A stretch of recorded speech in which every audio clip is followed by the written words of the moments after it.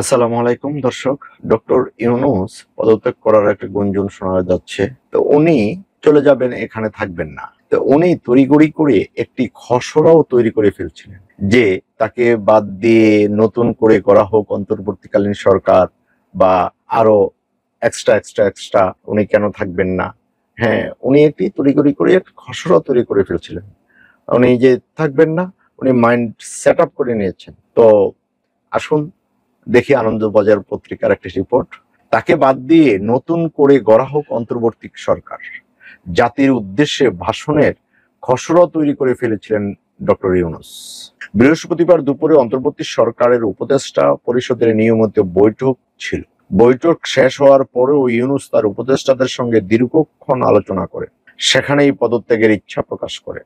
বাংলাদেশের অন্তর্বর্তী সরকারের প্রধান উপদেষ্টা মোহাম্মদ ইউনূস পদত্যাগ করতে চেয়েছেন বৃহস্পতিবার রাতে। জাতীয় নাগরিক পার্টি এনসিপি আহ্বায়ক নাহিদ ইসলাম এ কথা জানিয়েছেন। তার আগে ওই দিন অন্তর্বর্তী সরকারের উপদেষ্টাদের সঙ্গে দীর্ঘক্ষণ বৈঠক করেছিলেন ইউনূস। সেখানে তিনি বাংলাদেশের সাম্প্রতিক পরিস্থিতি নিয়ে হতাশা প্রকাশ করেন। বাংলাদেশের সংবাদ মাধ্যম প্রথম আলো জানিয়েছে, বৈঠকে ইউনূস নতুন একটি অন্তর্বর্তী সরকার গঠনের প্রস্তাব দেন, জানিয়ে দেন সেখানে তিনি আর থাকতে চান না। এমনকি বাংলাদেশে অন্তর্বর্তী সরকার পরিচালনা করতে কোথায় কি সমস্যা হচ্ছে জাতির উদ্দেশ্যে ভাষণ দিয়ে তা জানাতে চেয়েছিলেন ইউনূস। আপাতত সেই সিদ্ধান্ত স্থগিত রয়েছে। বৃহস্পতিবার দুপুরে ঢাকায় অন্তর্বর্তী সরকারের উপদেষ্টা পরিষদের নিয়মিত বৈঠক ছিল। সেই বৈঠক শেষ হওয়ার পরেও ইউনূস তার উপদেষ্টাদের সঙ্গে দীর্ঘক্ষণ আলোচনা করেন। সূত্রের খবরে সেখানেই পদত্যাগের ইচ্ছা প্রকাশ করেন প্রধান উপদেষ্টা। জানান, বাংলাদেশের প্রতিদিনের আন্দোলন, রাস্তা আটকে রেখে দেশের নানা প্রান্তে বিক্ষোভ নিয়ে তিনি সার্বিকভাবে হতাশ। যে সংস্কারের লক্ষ্যে তিনি অন্তর্বর্তী সরকার শুরু করেছিলেন তাতে বিভিন্ন রাজনৈতিক দল একমত হচ্ছেন না, ফলে তিনি কাজ এগোতে পারছেন না। তার কাজে নানা দিক থেকে অসহযোগিতা করা হচ্ছে।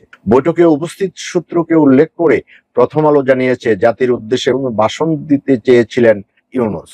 ভাষণের খসড়াও এক পর্যায়ে প্রস্তুত হয়ে গিয়েছিল। কোথায় কি সমস্যা হচ্ছে দেশের মানুষের কাছে তা তুলে ধরার সিদ্ধান্ত নিয়েছিলেন প্রধান উপদেষ্টা। তবে পরে জাতির উদ্দেশ্যে ভাষণের সিদ্ধান্ত স্থগিত হয়। পরে তা নিয়ে আবার আলোচনা হতে পারে। সবকিছুই ঠিকঠাক চূড়ান্ত করে ফেলেছিলেন উনি।